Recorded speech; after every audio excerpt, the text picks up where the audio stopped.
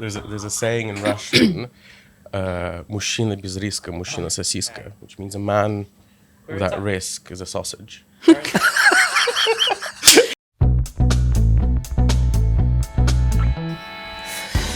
Welcome back to Roadmap, Auto Trader UK's product and tech podcast.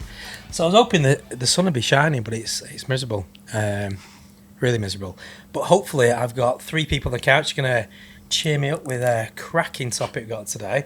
So I've got three esteemed guests. That's a big word for early in the morning. So on the couch, first up, I've got Stevie Woods.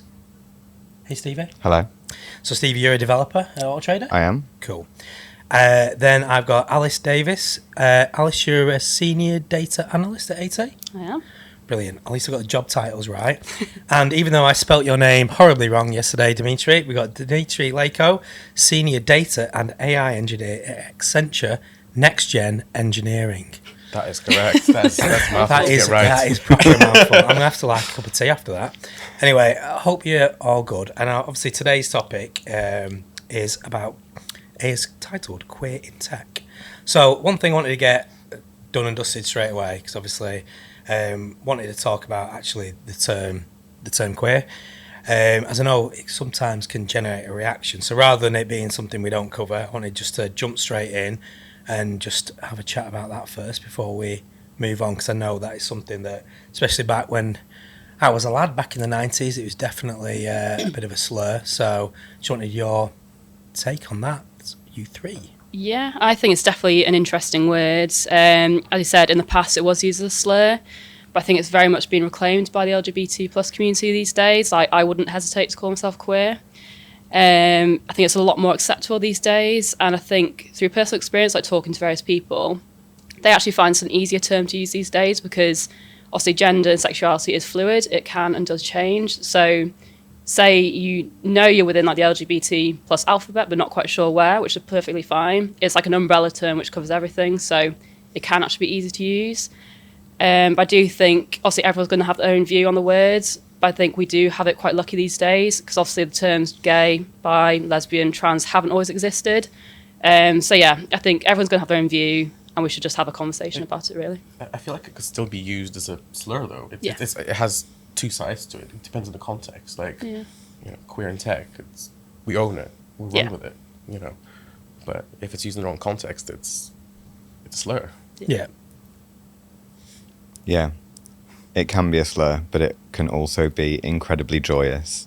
And I grew up in the 90s, and yes, it was used as a slur. I had not only peers at school, but trusted adults in my life using that word as an attack against me. Today, that term is something that provides me with comfort because of the lack of specificity that you talked about, Alys. It's the fact that I don't have to put myself in a specific box. It actually allows me the freedom for my identity to grow with me over time.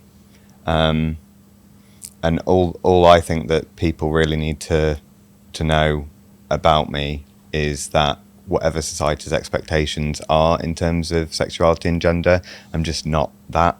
We don't need to get too specific about what exactly that means. So we're going to talk about two particular communities in a second, but obviously the title of the podcast was Queer in Tech, and there is a meetup, Queer in Tech, and a community. So when naming that particular community, was that something that you had in mind, or is it something that just, you just came up with? So, the story behind Queer in Tech is, it wasn't planned. It was something that myself and my colleague at Accenture Next Gen Engineering thought there's a space for a queer meetup, and there were others happening around the city, Manchester, for reference, if nobody. And we did wonder what to call it. Pride is a bit too general, and then queer came up, and we're like, well, let's just go with it. Let's roll with it, and it kind of rolls off the tongue. It worked for us, and then after that, kind of the initial click of, okay, that's the name, and that just forever became that. So there was no planning to the name. It just appeared, and it kind of worked, Yeah. and it fit myself as a gay man, and the co-starter as well. Kind of she you know, she would relate to being queer. We all would relate to being queer, and we thought it's a brilliant name to include as, you know, everyone into this community. Yeah. Have you had any backlash? What the name? Fortunately, no. I think we've actually had some positive feedback from within the queer community saying, "Wow, amazing that you're using this. It's you're continuing to reclaim this." So no backlash, which is That's good. amazing. We have a real broad range of ages, people attending, and it hasn't come up. We have open discussions during the meetup, and if it came up, we'd, you know, gladly talk about it and acknowledge the nuances to it. And I realise we're kind of sitting here saying that it's a positive word now, and I have to be clear. I don't mean to any disrespect to anyone, particularly in older generations, who are not able to separate the word from, you know, trauma that it might have caused in their lives. I think Queer in Tech is very fitting for the name of the meetup, because the reclamation of it as an act of LGBT activism fits with the roots of Queer in Tech. Was also activism. It was the fact that talking about LGBT people in tech and their inclusion is not a Pride Month specific thing. It is a whole year-round thing. We have quarterly events. We don't stop, and we should continue talking about it, because it remains an issue. Yeah, I'm going to just keep on this particular community before I go into one of our internal networks. So, how long has it been going then, Dmitry? Is it something that's obviously we've been chatting for a week or so, and I was doing a little bit of research on Tinterweb, but it'd be just interesting, like you said, you and a colleague formed it. So, how long has it been going? Oh God, I should have been probably more prepared in terms of the dates. It's been running over a year. I can tell you this. The first one was like March last year, was it not? I think you're right. It was probably March last year. Yes, because we had our anniversary event. Yeah. There you go. The first event was purely myself and Kylie, the two kind of starters of the Queer in Tech, and then we've quickly realized that we would not be able to, you know, run this. It quickly turned into something bigger than just two of us, and then Stevie came along, and with help from other people, we turned into what it is over a period of a year. And I think next week, obviously this podcast is now going to come out next week. We have our next event, which is the 6th one in the series, hosted here at Auto Trader. Thank you for hosting us. So I think it's been quite a exciting year to start, grow, and continue growing this meetup. And the, you know, we've already seen amazing. I don't know. I've personally was quite touched when I found out that somebody who attended a meetup got speaking to somebody there that made a connection, and then they got an interview and got a job out of it. Wow. Like, that is something that I did not imagine a year ago when we were running our first event haphazardly, semi-planned. You know, it was very unorganized. Yeah. And what we do now is very different. Cool. So I'm going to come back to it in a minute. But in terms of yourself, Alys, and the AT LGBT plus network, so that has been around a lot longer, hasn't it, in terms of from an AT perspective? Yeah, so officially formed back in 2018. But I do know, I think we attended a couple of Manchester Prides before that. But yeah, officially formed 2018. So it's been going for a few years now. It's basically created as a space to like create that community, that network of people where everyone's welcome, no matter how you identify. So you could be part of the LGBT plus community, or you could be an ally who's like passionate about LGBT issues and wants to support people in the community. Like, we do obviously get together as a group, but then we do have commitments we kind of want to deliver against each year. We don't just party at Manchester Pride every year, even though that's super fun. So like we always want to like support our colleagues internally, whether that's through like their mental health or like for queer people of colour. But over the next 6 or 12 months or so, like we're focusing on educational outreach. So we've recently gone into partnership with the Proud Trust, who are a brilliant organisation who support LGBT plus young people. And then we also want to see like how can we have an influence within like the industry, so automotive and tech industries. So looking for opportunities there. Yeah, and is that where, because obviously, predominantly focus on like tech within this podcast, but I know we look at wider AT. So is that obviously yourself, Stevie, hooking up with Dmitry, is that where the intersection between AT and queer in tech is really on that tech community side? Do you see that it is technologists that come to the meetups, or is it wider than technologists? I would say it's mainly technologists. I mean, it is called Queer in Tech. Yeah. And we do, when we do advertise the events, we do focus mainly on the tech community. We have, but it's as Stevie said, it's a wide range of ages, but also levels within the career. There's some who are, seasoned developers, seasoned engineers, and others who are just trying to break into the industry. Right. So yes, they might be techie, but they'll be at different places of their career. So they might not actually be working in tech just yet. They're trying to break into it. Yeah. Can you repeat the question? I probably can't because I just made it up as I was going along. Right. It was, so what I was thinking of is obviously, so we're a tech company, AT, but the LGBT plus network, obviously AT is not just technologists, not just engineers. We've got a huge wide variety of people and demographic. So I was trying to work out in my mind is obviously we're a big part of the Manchester digital community. We've got a presence within the LGBT plus community.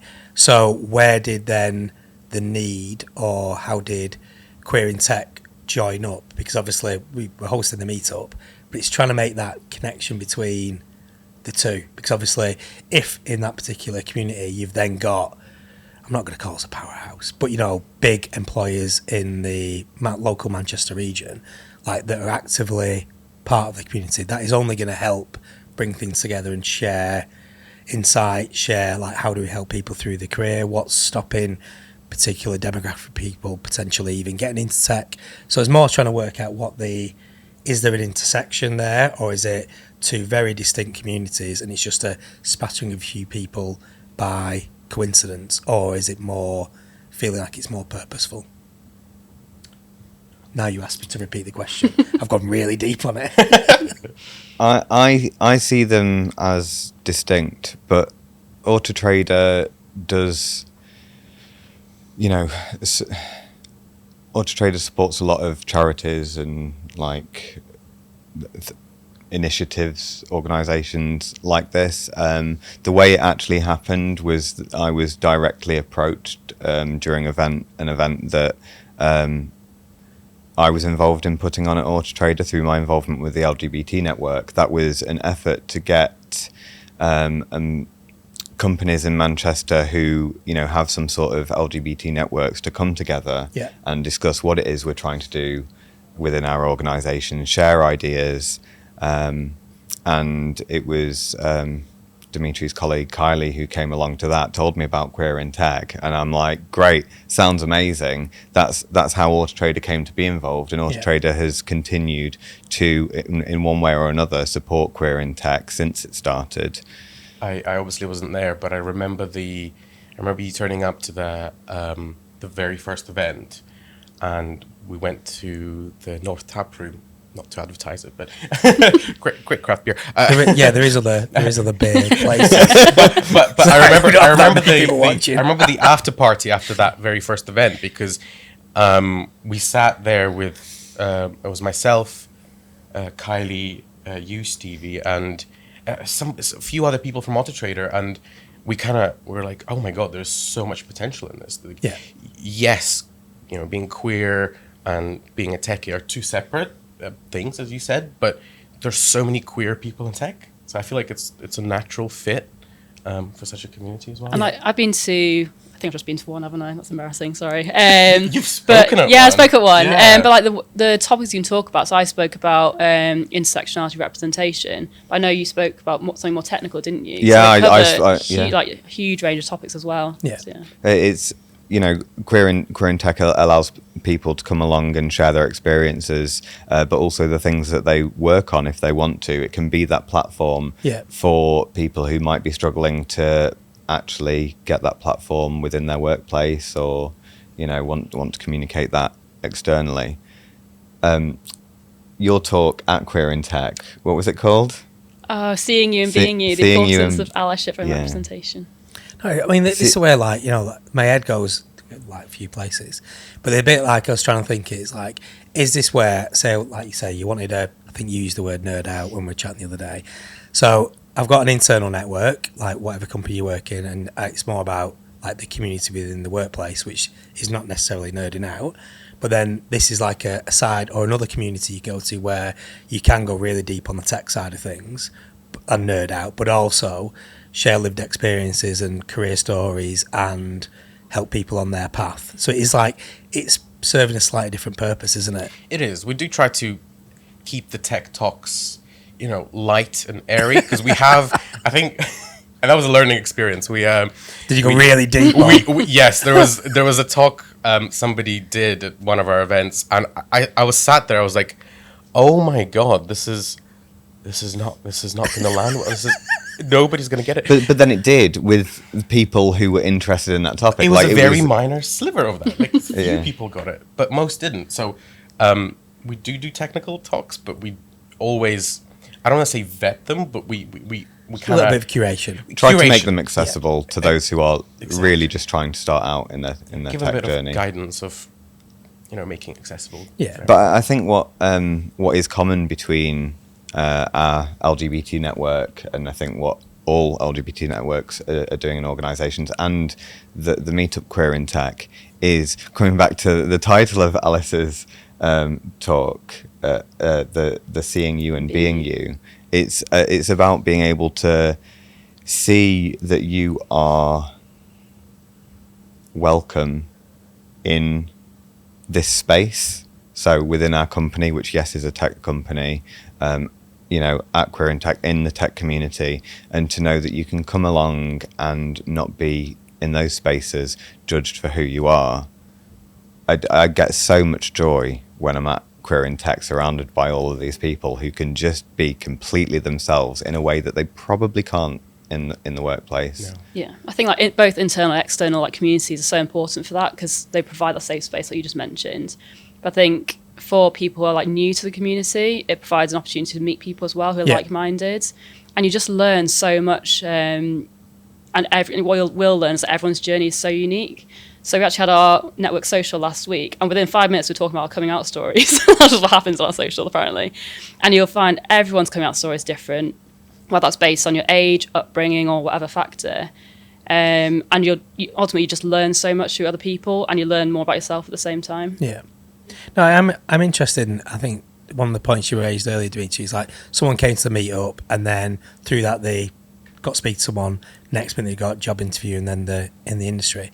So I think you said something a minute ago, Alice, is like, is this where actually you do find, because obviously people are moving into Manchester, obviously we're growing as a city, that people are coming to like sort of Queer in Tech to find those opportunities as well? Or is it they've come into Manchester, they've got an engineering role, whatever it might be, and then they're looking for communities to join with? Is that sort of is that one of the paths in? Because I'm trying to work out, like, as if I was suddenly going into engineering, like I'm not, or coming into Manchester and going, like, I get that you want to see people like you, you know, hear people like you know, feel like a sense of community, and it's a big old city.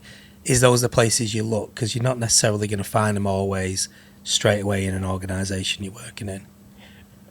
I feel like the networking part that you're referring to is secondary, right? At least to Queer in Tech. It is part of it. People do get to meet, you know, representatives from other organizations. I think they come to Queer in Tech to find a safe space, as both of you referred to previously. You know, you come in there and you're like, you feel safe to talk about what you really want to talk about, whereas you might not at work necessarily. And I think that's the initial drive for people to come in, see what it's about, and then the networking comes kind of naturally from meeting other people from within the industry.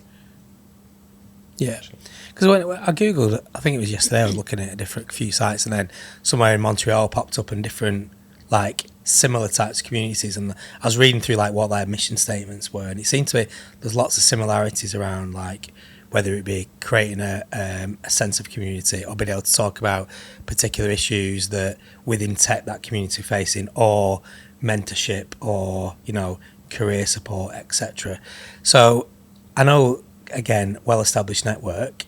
How much from internally at AT is the network around providing like pathways and helping people maybe into L&D? Is it more about sharing experiences and then showing people the right avenues, or is it? I mean, like, because obviously I'm not in either community, so I'm now fascinated around like trying to put myself in someone's shoes and going, right, so I could go into that network and then I could find something else here. So how does that power of community work? Is there a lot about career, or is it more about self-discovery, confidence? I think, as I mentioned before, like one of the main things we do as a network is like show visibility for like all the different people within the community and show awareness about it. And for me, I think that does have a knock-on effect on your professional career. Like, you're not necessarily like doing a training course, whatever, more technical or anything. But I think it's that cheesy line, which I always say, like, if you feel seen and heard, you can bring your true, authentic self to work. Yep. You can relax a bit more. You don't have that weight on your shoulders, and that does actually have a knock-on effect on you professionally, I think. Yeah. And likewise, when you're in again, I don't know how, obviously a year in, it sounds like there's structure coming around the community. Like you said, it started you and a colleague. Is it that people are looking now for, like, are they looking for that career path direction, or is it more, like you said, it's still quite organic, embryonic, like people are coming in, sharing stories, and then there might be a side path where then looking at someone, say I was looking at Stevie and I'm trying to get into engineering and go, oh, he's done a talk, I might be able to talk to him about particular hints and tips and get a bit of mentorship from it. Is it more organic rather than structured at the moment? I mean, the event itself is pretty structured, but I think what you're referring to is the relationship that's formed after that. Yeah. That would be very much organic. And that absolutely does happen, Yeah. what you just described. Yeah. One thing, I kind of want to come back a little bit to actually something you said, Peter, before. It really caught my eye, or my ears maybe. Is the laugh cue laugh? It's like, this is where I want to picture like Muttley that just jumps up on the top of my head. But something you said earlier, that you're not part of either of the communities, and you're transfer. It is called Queer in Tech, but I would say it's not there purely for the queer community. In tech. We're actually, we welcome allies. We want more allies to come along. It's something that we're working on to bring more exposure to the queer community through allyship, and so just wanted to kind of come back. Yeah, to that it's a good point, because I think what I was trying to say. So I'm not actively, so I don't go to, like, I follow the network channel on AT, and I might go to one meetup in like 2 years. I'm particularly rubbish at going to meetups, so I'm interested in, but it's like probably before, if you're saying, are you active? I'm definitely passive, but it's like I'm interested in it, but I wouldn't say, if someone said, are you part of this community, are you helping do stuff? I'm like, well, I'm very background. So that's the bit I'm trying to put myself inside and going, what does it feel like to be inside? So if I was at your Career in Tech meetup, or if I was at an AT LGBT plus network meetup, and what kind of topics come up, and like, you know what I mean? I mean, all sorts. I mean, our usual structure is we have 2 to 3 speakers, and we kind of let the speakers decide what they want to talk about, and that itself sparks up conversations in the breaks. Yeah. In the the general chatter session afterwards, we do sometimes, and Stevie, we need to do more of those actually. I'd say the kind of the activities where we, let's say, bring up a specific topic to discuss, of like, what can we do to to a particular area that bothers us and we think needs improving in the tech community. Do you know, I've been thinking about how both of these things are about giving queer people, giving LGBT people a voice. This is why these internal networks, employee resource groups, whatever businesses want to call them, That's why they exist, right? That's fundamentally what it's about, giving a voice to a group of employees who can express their needs, express when those needs aren't being met, and meaningful change can be made to improve the workplace for them. And leadership have to, in some form, be involved in that. And when it comes to the meetup, Queer in Tech, what we've got is a load of queer people using their voices, and I would love to see more leaders coming along to Queer in Tech. If they want to know what the community are saying they need, like, what a brilliant way to find out. Come and listen to us. Yeah, no, I mean, like, looking at I know with the timings, but looking at the agenda for next week, and we're doing some weird Back to the Future Michael J. Fox stuff, but like on June the 12th, is 12th, yeah. It was interesting. I know you got 3 talks penciled in already, and there was a 4th talk you're waiting to fill. But it was interesting when so obviously you posted it, I found the meetup, started to look who people are, because obviously I know Alys and Stevie, but I didn't know Dmitry beforehand. So then starting to Google who you are, like find you on LinkedIn. It is then fascinating, and it's one where you're right, it's one that I'd be interested going along just to listen to, in terms of like what is really, like, I think that's what I was getting at, what is really happening on the ground. So in these networks, are people like coming for you? Like, I think that's the thing I was trying to ask is, are they coming you, like you see people come in that you say, I want to feel part of a community, or another person come up is, I want to get into tech, I'm queer and I want to get into tech? Or is it, I'm a seasoned technical professional, but I'm really frustrated in my organisation because they really don't take it seriously, so I need to come, not to necessarily vent, but to say, how can I change things? So it sounds like all those things are being covered because it's a wide demographic that are coming in, which is really interesting. I think you should definitely come along next week. I mean, to be honest, I'm quite excited about next week's event. We've got 3 really good topics. We've got somebody talking about transitioning in tech, like whilst working in tech. Somebody talking about intersectionality and why it's important, and then Jenny. And it slipped my mind. Role models in tech. I think these are 3 wonderful, well, first of all, personal stories. Yeah. But also, they're not necessarily techie. So, again, you don't have to be fully. Yeah, no, I get you. I mean, I do used to say I was an engineer once, a long, long time ago. But then I speak to my mates in tech, and they go, "You weren't an engineer." But it is a bit where I think the human element of the stories, and like you say, is something, because we've done talks at our conferences, and the ones that land the best are, they have got a technical theme running throughout, but it's the human side and the personal opinions on whether that technology is going to land, or whether the future of AI is going to do, well, you know, an AI is going to do this, that, or the other. It's having the personal perspective or the personal journey, because you connect with people I connect with people rather than the technology side. So thinking then forward, because obviously I think it's fascinating we got that meetup, is if you were then looking at both communities, are the big things that are on, you feel like, so we started talking about some stuff today and probably scratched just on the edge, but are there big things coming up that you would like, whether it be from the LGBT plus network or from the queer and tech community, things that, like, moving, if you were a year on, topics that you'd either discussed, things that had changed in those communities? I think one of the things we did talk about was something you're passionate about, the intersectionality, and really trying to promote that. Or I think we were talking the other day, Dmitry, about black colleagues within the queer in tech network. Is there things you'd like to see either being discussed about more, or new sets of people coming along to these particular communities? Yeah, so I obviously touched on what we plan as a network over the next year or so, but me personally, as you mentioned, I'm super passionate about intersectionality and representation. Like, I'm female, bi, and half Chinese, and there aren't many people like me around me. There is my sister, but she's straight, so she doesn't really count.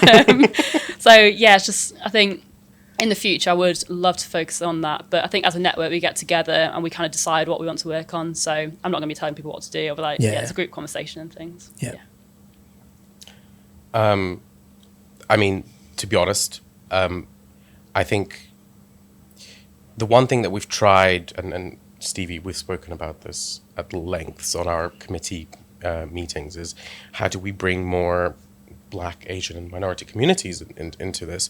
And we've tried, and we would like to be more inclusive of everyone, and that's probably would be my goal, or our goal, hopefully, for the year to come, is to grow, but not just grow with the same, let's say, diversity mix as now, but diversify and reach out other parts of the queer tech community.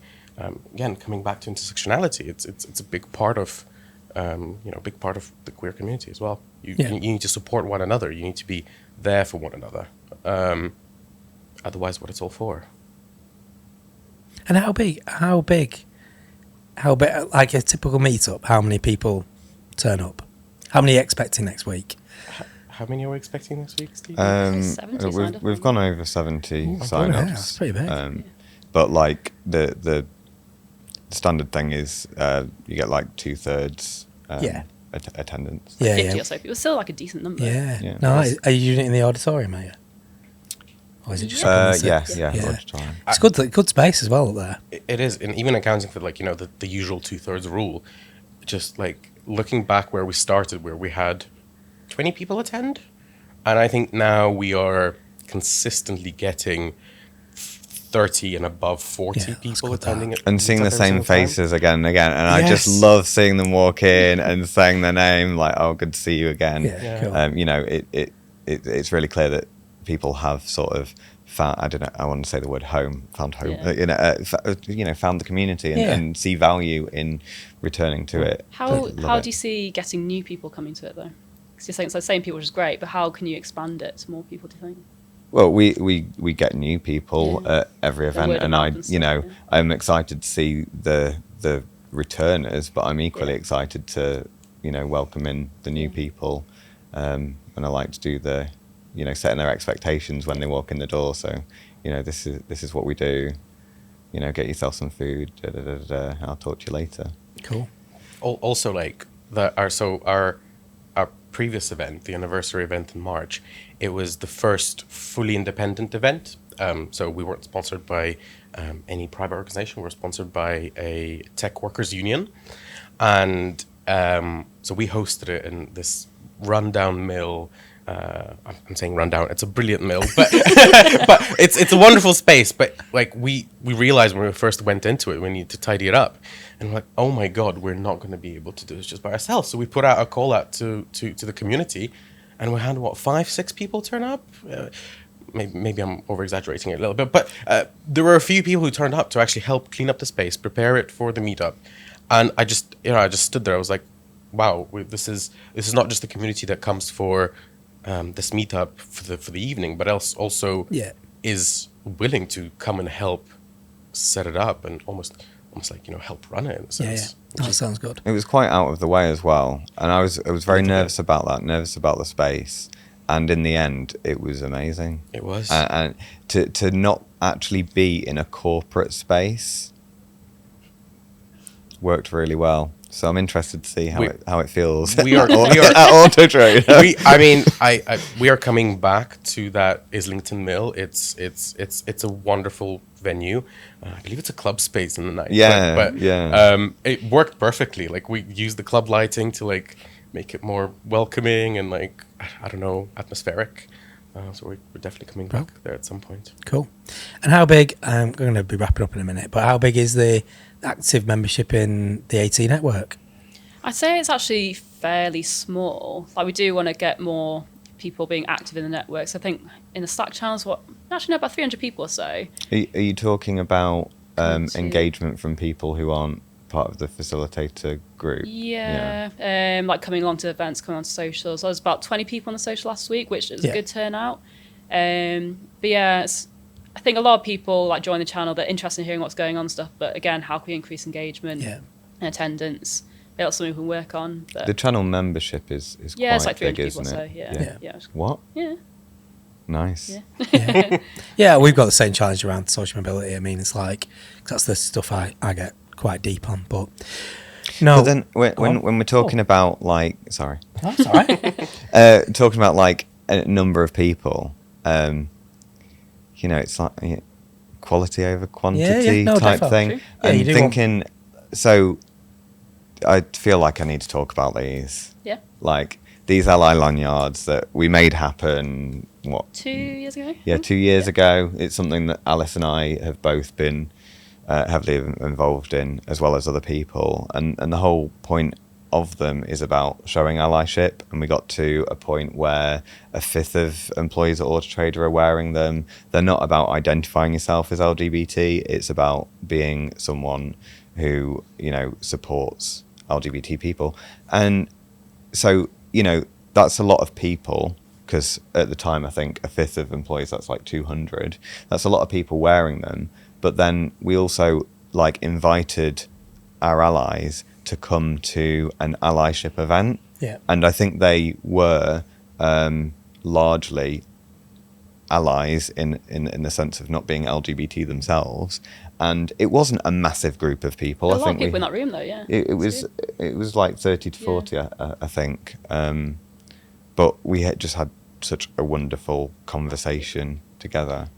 Kind of on, I know it sounds like a little thing, rainbow lanyard, but so we've got similar ones at Accenture, and it sounds like a tiny thing, but it's, I don't know, when you see somebody wearing one, you're like, okay, well, you're like, okay, fine, it's good. Yeah. I kind of almost like, you feel relaxed. You're like, okay, you're not gonna get. let your guard down, kind of You don't have to pretend to be somebody else. You can just be yourself. And sometimes I still get that feeling. Sometimes I'm like, oh my god, do I need to like? Oh, okay, right, just forget. You need to be somebody else.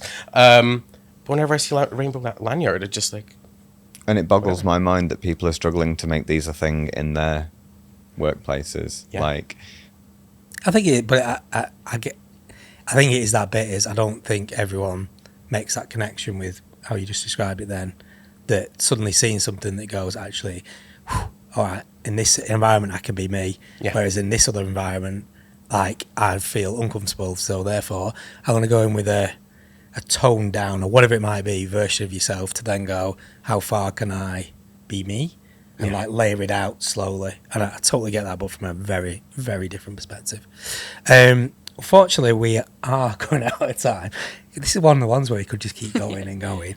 But in terms of meetup schedule, so you said in terms of career and tech, it's quarterly. Yep. So there'll be one coming up, hopefully around about when this comes out. Don't know what that will be, sometime in summer 2027. I mean, our next meetup is 12th of June. It's next week. 12th of June. Yeah, Yeah, that will be in the past. Whenever Yeah, comes out, it's already the one passed. after that would be like September, right? Yes. September, October.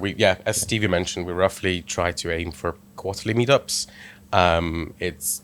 We thought, because some people are like, oh, why not monthly? Well, quality lot of- over yeah, quantity, exactly, and yeah. organizing a meetup It's is really hard. It was a lot of headache, isn't it? And in terms of, so AT will be at Pride this year as well. absolutely. Yeah, cool. Okay. So I presume you're all good with people who are interested. They can hook you up on LinkedIn or whatever Absolutely. other mediums you're on. And if I wanted to know, is it just on Meetup where I can find the Career and Tech invites? Is there other websites that I can look at? So for now, we have, and this might change, we have Meetup. So you can look up Queer and Tech on Meetup. You can also look us up on LinkedIn. There is a group that you can request to join and then Cool. join the group. But we are trying to see, as we're growing, do we need other mediums to communicate with people? Yeah. And it is something we're exploring. But for now, those two. Okay, cool. So thanks to Alys, Dmitry and Stevie. Enlightening, definitely one where there's sometimes thinking, oh, Pete, don't go down this avenue. Why did you start on that thread? But actually, no, thanks for that. It was really, really insightful. So thanks again, especially early start of getting over to, I'm going to say 80 Towers, but it's not 80 Towers, but I really like saying that. So cheers to the listeners and viewers for tuning in to yet another episode of my dulcet tones on Roadmap. Remember to like and subscribe on YouTube, hit the notification button so you never miss an episode, and follow us on Spotify and Apple Podcasts. And that's us done. Have a good one.